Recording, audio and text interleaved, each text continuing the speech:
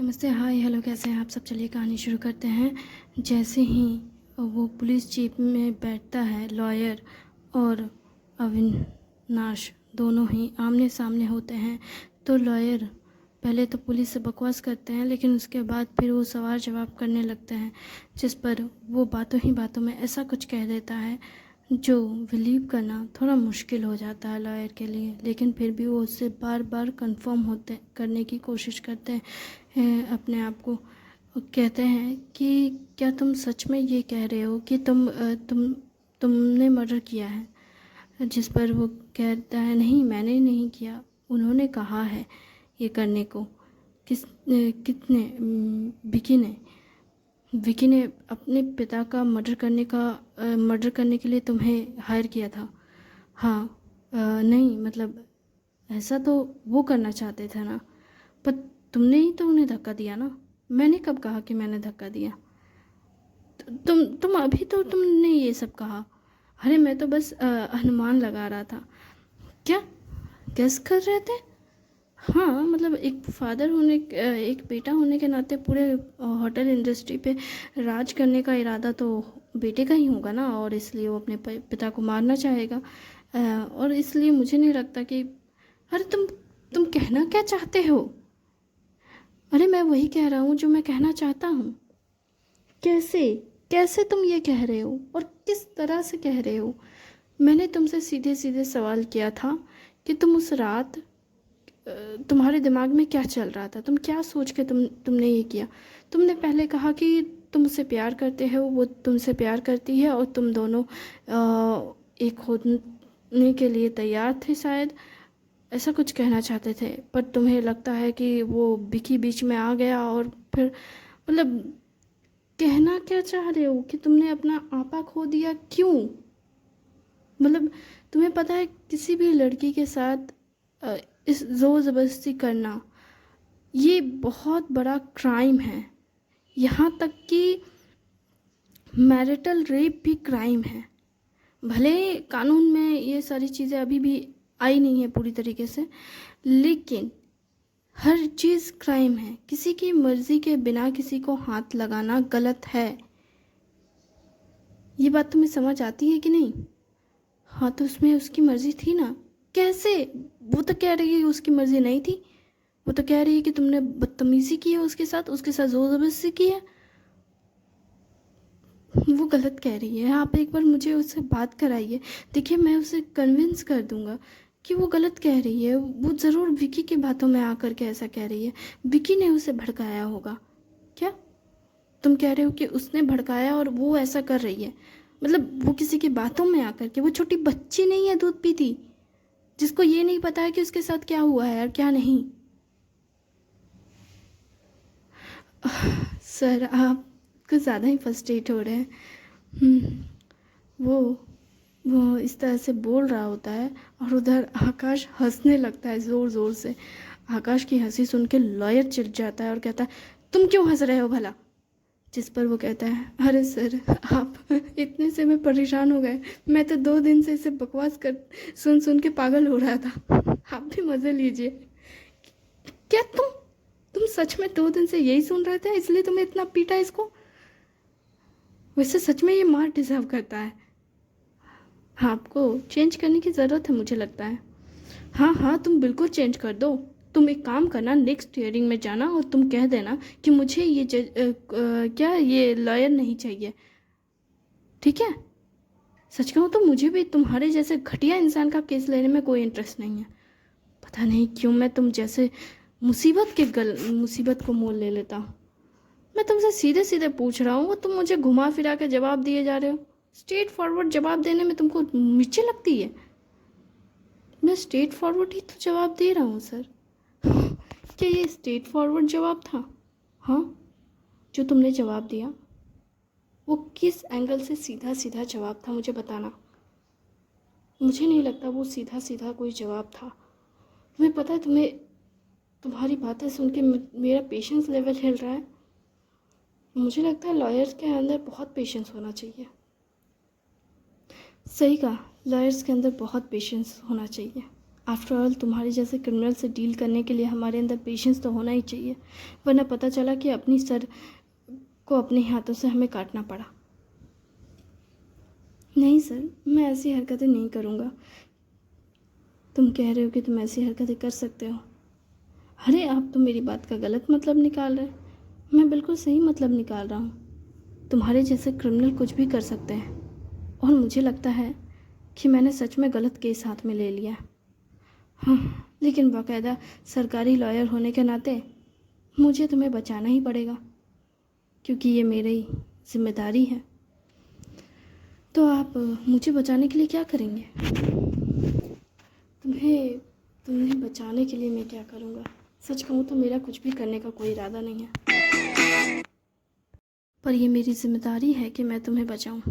इसलिए बाकायदा मैं तुम्हें एक आखिरी बार पूछ रहा हूँ, तुम क्या सोच के तुमने ये किया? अरे इसमें सोचने की क्या ज़रूरत है? मैं उसे पसंद करता हूँ, प्यार करता हूँ। तुम अपनी हवस को पसंद और प्यार मत कहो, का नाम तो बिल्कुल मत दो।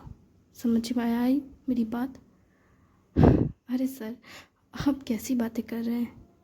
मैं तो बस अपने आपको और उसे बताना चाहता हूँ कि वो मेरी है। खुद को ये बताना चाहता हूँ और उसे बताना चाहता हूँ कि मैं उससे प्यार करता हूँ। उसे कैसे पता चलेगा अगर मैं उसे छूऊंगा ही नहीं तो? आकाश सुनकर कहता है, देखा सर, यह ऐसा ही जवाब देता है, और इसके जवाब सुन कर के ना आपके कान से धुआं निकल जाएगा और आपको इतना गुस्सा आएगा कि मन करेगा कि इसका जान आप अपने हाथों से ले लो। देखिए, फिर से वही बात, कैसे पता चलेगा? प्यार बताने के लिए किसी को छूने की ज़रूरत नहीं होती, ख़ास करके जब आपको इजाज़त ना हो। अगर आपको परमिशन है तो आप सामने वाले को अपना प्यार बता सकते हैं, दिखा सकते हैं फिज़िकल टच से। लेकिन अगर आपको परमिशन नहीं है तो आप उन्हें छू नहीं सकते। बात समझ आई? अरे सर, कैसे नहीं? फिज़िकल टच तो बहुत ज़रूरी है। आप कैसे कह सकते हैं कि फ़िज़िकल टच से तुम एक नंबर के गधे हो?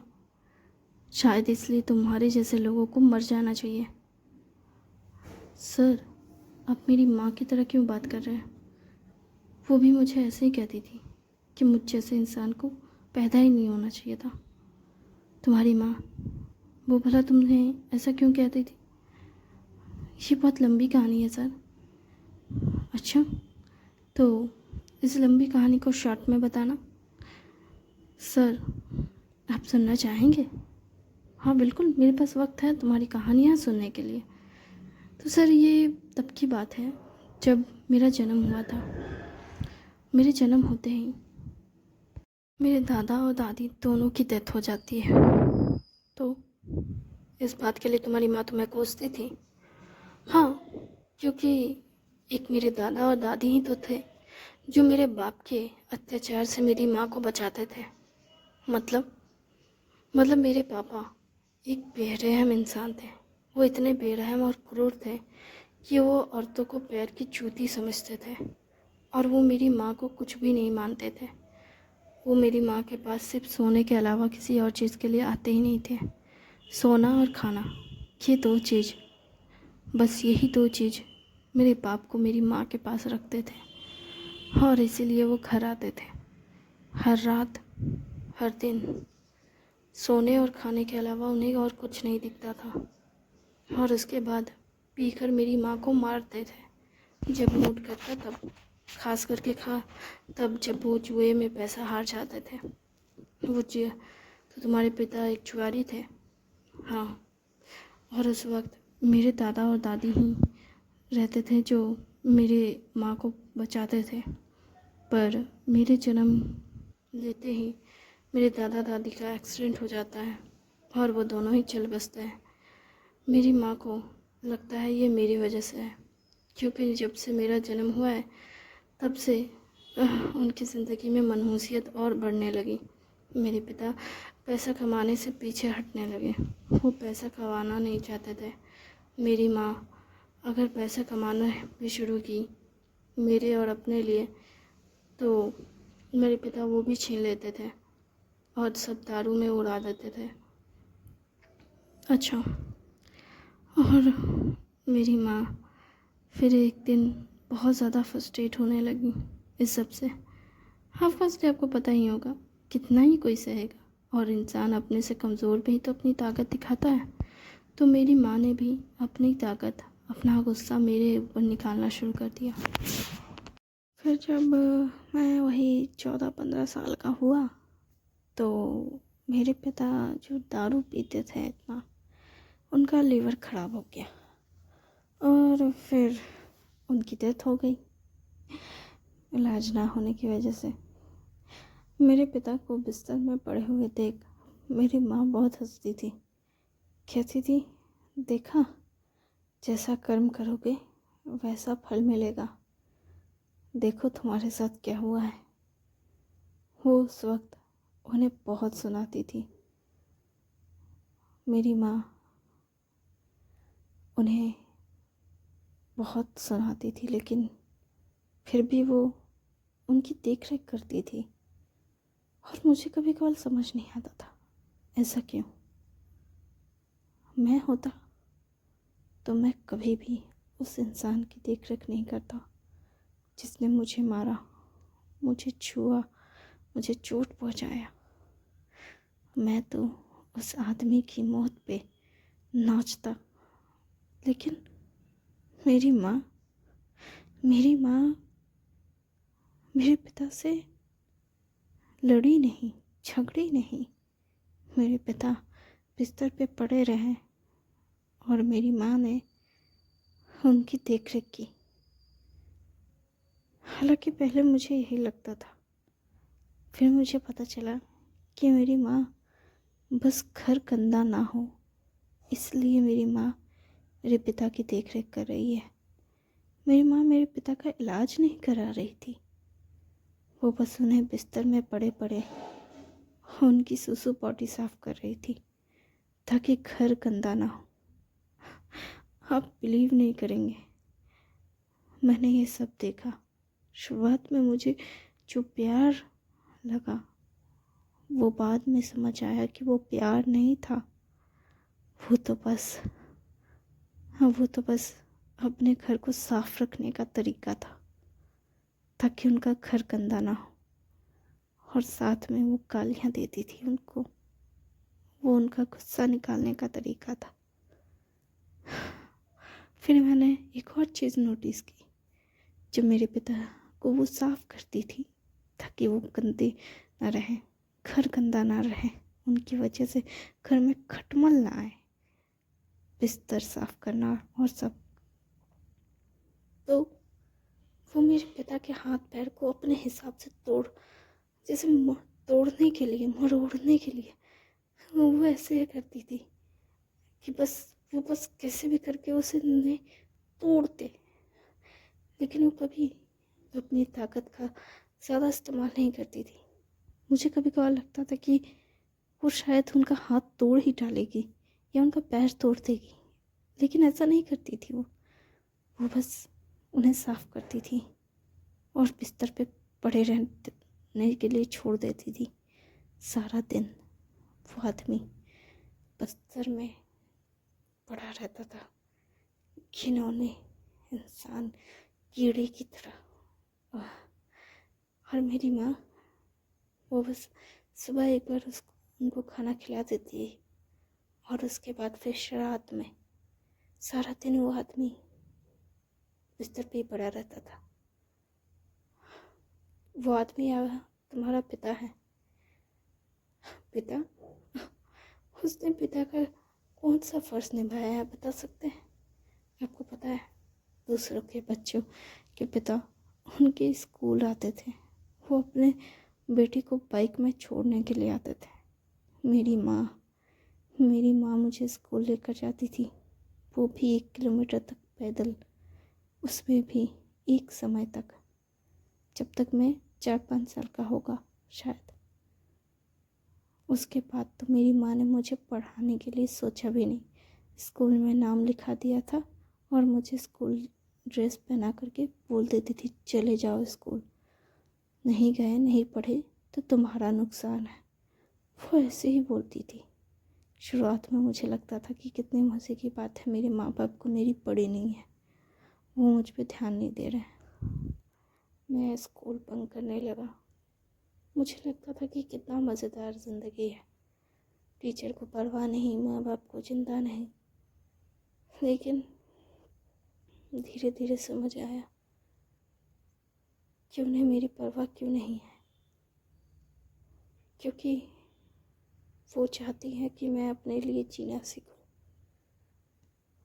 हाँ, फिर मुझे समझ आया कि मैं क्या कर रहा हूँ। फिर मेरी माँ ने मुझे पढ़ाने के बारे में सोचना ही छोड़ दिया जैसे। उसके बाद मैं कैसे भी करके, मतलब उस वक्त मेरी पड़ोसी जो थे, अंकल वगैरह, पड़ोस में जो लोग रहते हैं ना, सबके पड़ोस में होते हैं, तो वो मेरे पास एक दिन आए और मुझसे कहने लगे, अभिनव, अगर तुम पढ़ोगे नहीं तो अनपढ़ रह जाओगे, और अनपढ़ लोग ज़िंदगी में कभी पैसे नहीं कमा पाते। ये सुनकर ना मुझे समझ आया कि पढ़ाई बहुत ज़रूरी है, तो मैंने पढ़ाई करनी शुरू कर दी। और मैंने पढ़ाई इसलिए भी शुरू की क्योंकि अगर मेरी माँ के पास पैसे होते तो वो मेरे बाप का इलाज कर पाती, लेकिन मेरी माँ के पास इतने पैसे ही नहीं थे। हालांकि ऐसा मुझे लगता था उस टाइम, पर सच कहूँ तो मेरी माँ मेरे पिता का इलाज करवाना ही नहीं चाहती थी। ऐसा तुम्हें लगता है, हो सकता है कि पहला रीज़न ही हो। उस आदमी का कैसे इलाज कोई कराए जो आपको मारता हो। मैंने तो पहले ही कहा, मैं उनकी जगह होता तो मैं उन्हें जान से मार देता और मरता हुआ छोड़ देता उन्हें, लेकिन वो तो बाकायदा जिंदा थी। हाँ, खैर, मुझे इससे फ़र्क नहीं पड़ता सर। मैं तो बस इतना जानता हूँ कि चाहे जो भी हो, जिस भी तरह की सिचुएशन रही हो, हाँ, मैंने एक करीबन 10वीं क्लास तक पढ़ाई की। मेरे पिता मर चुके थे उस वक्त। हाँ, वो मर चुके थे। और मेरी माँ, वो तो बस काम करती रहती थी, पैसे कमाती रहती थी।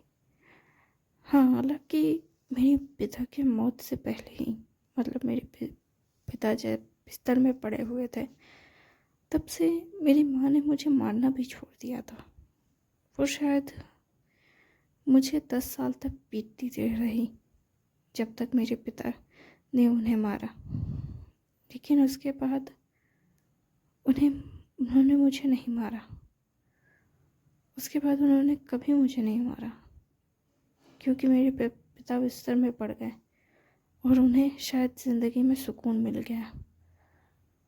फिर 10वीं क्लास में अच्छे नंबर लेकर आया, माँ को रिज़ल्ट सुनाया, बहुत खुश थी मेरी माँ। तभी आकाश, गाड़ी रुकता है, आकाश कहता है, सब लोग अब बाहर निकलो, बहुत हो गई कहानी, बचपन के किस्से ख़त्म ही नहीं होते तुम्हारे, चलो अब जेल जाके किस्से सुनाना। अच्छा, ये किस्सा नहीं है सर, ये मेरी ज़िंदगी की कहानी है। हाँ हाँ, तुम्हारी कहानी जेल जाकर की भी तुम कह सकते हो, चलो। सर, मैं एक अच्छा पढ़ा लिखा बच्चा हूँ, मैं यही तो कहना चाहता हूँ, मैं कोई क्रिमिनल नहीं हूँ। तो तुम क्रिमिनल बने क्यों, और इस हाल में कैसे पहुँच गए, यही तो जानना है। अगर तुम इतने ही अच्छे सच्चे बच्चे थे तो। हाँ, जानते हो, ज़्यादातर पढ़े लिखे लोग ही क्रिमिनल बन जाते हैं, पता नहीं कैसे, पर वही लोग सबसे ख़तरनाक हो जाते हैं।